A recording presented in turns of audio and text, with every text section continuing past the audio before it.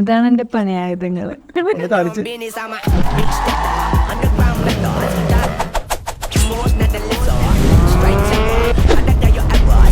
ഇതാണ് മിക്സർ എന്ന് പറയുന്നത് അല്ലേ? അതെ അതെ. സോ ഇതിലാണ് നമ്മൾ മിക്സ് ചെയ്യുന്നത്. ഇത് ഷേക്കറിന് 2-3 ടൈപ്പിലുണ്ട്, പക്ഷെ എൻ്റെ ഫേവറേറ്റ് ഇതാണ്. പക്ഷെ ഇതിപ്പോ നമ്മൾ എന്ത് മിക്സ് ചെയ്യണമെന്ന് ചോദിക്കുമ്പോൾ സംശയം തോന്നുന്നത് കുറ്റിക്ക് സർവത്തിന് മാത്രമല്ല. നമ്മൾ നോർമലി എറണാകുളത്തൊക്കെ പോയി പാത്രത്തിനകത്താണല്ലോ കുറ്റി സർവത്ത് ഇരിക്കുന്നത്. അതല്ല, ഇത് ബാറിൽ മിക്സ് ചെയ്യുന്ന കാര്യത്തെ പറ്റിയാണ് നമ്മൾ സംസാരിച്ചുകൊണ്ടിരിക്കുന്നത് അല്ലേ?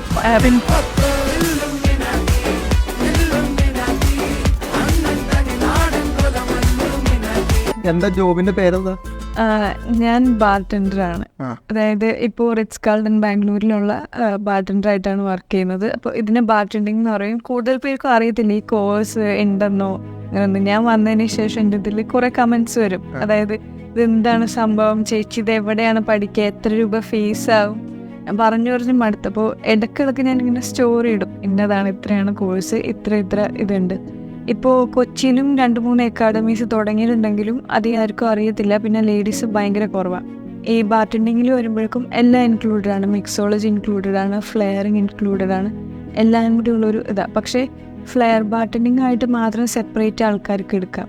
അപ്പോൾ ലേഡീസ് കുറേ പേരുണ്ട്, കൂടുതലും നോർത്ത് ഇന്ത്യൻസ് ആണ്. പക്ഷേ എനിക്ക് 2-3 മലയാളീസിനെ അറിയാം ലേഡീസ് ഇങ്ങനെ ഉള്ളതായിട്ട്. പക്ഷേ അവരാരും ഫ്ലെയറിങ്ങിലോട്ട് വരുന്നില്ല.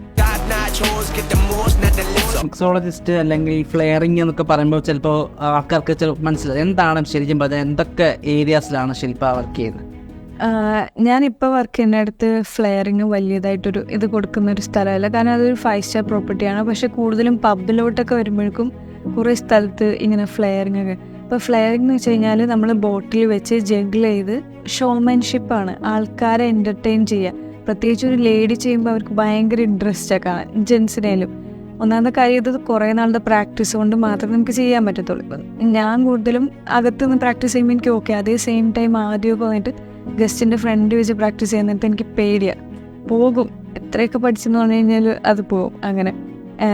അതേ സെയിം ടൈം മിക്സോളജി എന്ന് വെച്ച് കഴിഞ്ഞാൽ ഒരു കെമിസ്ട്രി പഠിക്കുന്ന ഒരാളെ പോലെ എന്തൊക്കെ തമ്മിൽ മിക്സ് ചെയ്ത് കഴിഞ്ഞ് കഴിഞ്ഞാൽ അത് പെർഫെക്റ്റായിട്ട് ബാലൻസ് ചെയ്ത് കൊണ്ടുപോകുക, അങ്ങനത്തെ ഒരു ഇതാണ്. അപ്പോൾ ഇത് രണ്ടാണ്. കുറേ പേര് മിക്സോളജിസ്റ്റ് ആവുന്നുണ്ട്. അതായത് ഈ ഫ്ലെയറിങ് ഒന്നുമല്ല, ഒരു ഷോമൻഷിപ്പ് ഒട്ടുമല്ല. പക്ഷേ അവരുണ്ടാക്കുന്ന സാധനം അത്രയും സൂക്ഷ്മതയോടെ ഉണ്ടാക്കി എങ്ങനെ അത് ബാലൻസ് ചെയ്യുന്നത്, എങ്ങനെ അതിൻ്റെ പ്രിപ്പറേഷൻ, അതിനകത്ത് ഗാർണിഷ് ചെയ്യുന്നത്, അങ്ങനത്തെ നോക്കുന്ന കുറേ പേരുണ്ട്. അല്ലാണ്ട് ഒരു സൈഡിൽ കൂടി ഫ്ലെയറിങ് നോക്കുന്നവരുണ്ട്. പക്ഷേ എനിക്ക് ഫ്ലെയറിങ്ങിനോടാണ് കൂടുതൽ ഇൻട്രസ്റ്റ്. സോ ഞാൻ അതിനകത്തോട്ട് വന്നു. അങ്ങനെ ഫ്ലെയറിങ്ങിൽ തന്നെ അതായത് സാധാ ഫ്ലെയറിംഗ് ഉണ്ട്, ഫയർ ഫ്ലെയറിംഗ് ഉണ്ട്, തീ വെച്ചിട്ട് ചെയ്യുന്നുണ്ട്. അപ്പം ഞാൻ തീ വെച്ച് ചെയ്യുന്നിങ്ങനെ സ്റ്റാർട്ട് ചെയ്ത് വരുന്നു. പിന്നെ നിങ്ങൾക്ക് ഇങ്ങനെയൊക്കെ ചെയ്യാൻ പറ്റത്തില്ല എന്ന് വെച്ച് കഴിഞ്ഞാൽ താടിയുള്ളവർക്ക് പറ്റത്തില്ല. സോ നമ്മൾ വായിൽ ഡീസൽ വെച്ചിട്ട്, ഞാൻ ഡീസൽ ഉപയോഗിക്കുന്നത്. അപ്പോൾ ഡീസൽ വെച്ചിട്ടായിരിക്കും ചെയ്യുന്നത്. ഇതേപോലെ ബോട്ടിലിൻ്റെ അകത്തും ഒരു പേപ്പറിൽ ഡീസൽ താഴെ മുക്കിയിട്ട് ഇത് കണക്ട് ചെയ്യുന്നത്. അപ്പോൾ വായിൽ ഇത് വെച്ചിട്ട് ബാക്കി ഫ്ലെയർ ചെയ്തിട്ട് നേരെ ഊതുമ്പോഴേക്കും തീ വരുന്നത്. അപ്പോൾ ഈ താടിയുള്ള പയ്യന്മാർക്ക് വന്നിട്ട് തീ ഇങ്ങനെ പിടിക്കുന്നതായിട്ട് ഒരിതുണ്ട്. അങ്ങനെ അപ്പം ആക്ച്വലി എന്തോ കൊണ്ടുവന്നിട്ടുണ്ട്, ഒരു കുപ്പിയും കൂടി ഉണ്ടല്ലോ, അത് കാണിക്കുമോ? പ്രാക്ടീസ് ചെയ്യാനുള്ള സാധനമാണോ? പേരിലൊന്ന് കാണിക്കാം. അപ്പോൾ ഇതിൻ്റെ ഇത് വന്നിട്ട് ഇങ്ങനെ ഇരിക്കുന്ന തന്നെ ഇപ്പോൾ എത്ര ഈ പുറമേ ഞാൻ കൂടുതൽ മറ്റേ സ്റ്റീലിൻ്റെ ആ ഒരു ഇതുണ്ടല്ലോ, ആ സിൽവർ ഫോയിൽ, അപ്പോൾ അത് വെച്ചിട്ടാണ് ഞാൻ കൂടുതലും ചെയ്യുന്നത്, ഇത് ഉരുകാതിരിക്കാൻ. ബട്ട് സ്റ്റിൽ അത് ഉരുകും. നമുക്ക് 5 മിനിറ്റേ പറ്റത്തുള്ളൂ. അത് കഴിഞ്ഞാൽ പിന്നെ നിർത്തി വെച്ചിട്ട് വീണ്ടും ഒന്നേന്ന് ചെയ്യും. ഇത് പ്രാക്ടീസ് ചെയ്യുന്നത് ഈ കുപ്പിയുടെ അകത്ത് ഡീസൽ ഒഴിച്ച് ഇതിന്റെ മേളിൽ കത്തിക്കും. ഈ ഫയർ ആയിരിക്കും, ആ ഫയർ വെച്ചിട്ടാണ് ജഗിൾ ചെയ്യുന്നത്. അതുപോലെ തന്നെ വായിക്കകത്ത് ഡീസൽ ഒഴിച്ചിട്ട് ചില്ലൂപ്പി ഉപയോഗിക്കില്ല. അപ്പോൾ ചില്ലൂപ്പി ഉപയോഗിക്കാം. പക്ഷേ ഞാനിത് പ്രാക്ടീസ് ചെയ്യാൻ വേണ്ടിയാണ് ഈ ബോട്ടിൽ വെച്ച്. പക്ഷേ ചില്ലൂപ്പി വെച്ച് ചെയ്യുമ്പോൾ എന്തെന്ന് വെച്ച് കഴിഞ്ഞാൽ കുപ്പി പെട്ടെന്ന് ചൂടാവും.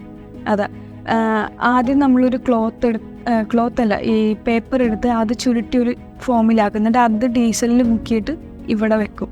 അപ്പോൾ അതിൽ ഇത്തിരി ഒരു ലൂസ് ആവുന്നുണ്ട്, ചെറിയ ലൂസും എന്നാൽ ടൈറ്റും എന്നുള്ള രീതിയിൽ ഒരു ബാലൻസ് ചെയ്ത് കഴിഞ്ഞാൽ നമുക്കത് ഫ്രണ്ടിൽ കത്തിച്ചിട്ട് അത് ചെയ്യാം. ഇത് വലിയൊരു അപകടം പിടിച്ചൊരു പരിപാടിയാണ്. കാരണം നമ്മൾ ഒരുപാട് കാണാണ്ട് ഈ ഫയർ ഡാൻസ് ഒക്കെ ചെയ്യുമ്പോൾ നമ്മൾ കണ്ടിട്ടുണ്ട്. അപ്പോൾ ഒരു പെൺകുട്ടിയെ സംബന്ധിച്ച് അതിൻ്റെ ഒരു എന്തെങ്കിലും ഇഞ്ചുറി പറ്റിക്കഴിഞ്ഞാൽ സംഭവിക്കുന്ന ഡാമേജ് വലുതാണ്, പ്രത്യേകിച്ച് ഹെയറും ഫേസും. അപ്പോൾ അതിൻ്റെ പേടിയില്ലേ?